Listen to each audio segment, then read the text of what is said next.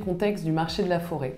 Alors si on revient un peu en arrière, déjà avant le Covid, on avait constaté qu'une multitude d'industries changeaient leur mode de consommation pour se tourner vers des matériaux biosourcés. Que ce soit la construction qui essayait de consommer de moins en moins de béton, d'acier plus polluant justement pour se retourner plutôt sur des matériaux comme le bois.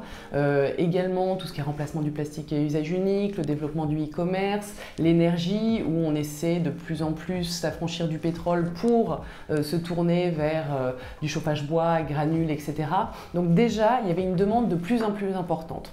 Après, le Covid est arrivé et en fait, il y a eu une accélération justement des changements de mode de consommation, du prise de conscience qu'il fallait justement évoluer vers une consommation plus verte, plus responsable, et donc évidemment ça a accentué cette demande sur une offre qui est cantonnée, déjà parce que la classe d'actifs forêt est une classe d'actifs cantonnée, et en plus de ça, au-delà de cette notion géographique, un arbre ça met, selon les essences, entre 70 et 100 ans à pousser, à être mature, à être exploitable. Donc mécaniquement, on a une offre qui est très limitée pour une demande, elle, qui ne cesse d'augmenter.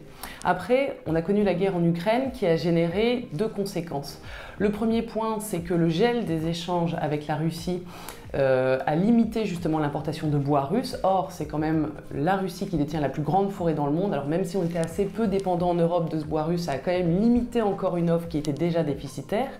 Et ensuite, on a le gel des importations de gaz russe. Le gaz est une matière première, est une source d'énergie. Donc si on n'a plus cette matière première, il faut bien se reporter vers autre chose, dont le bois. Donc encore une fois, ça augmente justement le déficit que nous avons sur ce marché. Et donc mécaniquement, ça se ressent sur les prix. Et donc on a le bois qui augmente en termes de valeur et mécaniquement, indirectement également le prix des forêts. Et d'ailleurs, ça commence à se ressentir sur nos fonds parce que le GFI Patrimoine, qui est notre plus gros fonds, qui fait 240 millions de capitalisation, a eu une revalorisation de prix de part de 1% au 1er janvier. Et là, sur cette même année, 2022, on vient de connaître la deuxième évolution de prix de part ce 1er juillet, une augmentation de 4,95. Donc là, on commence à entamer cette augmentation du prix de part et vu les changements de mode de consommation et l'accélération qu'on a sur ce marché, on pense qu'effectivement, c'est pas prêt de s'arrêter.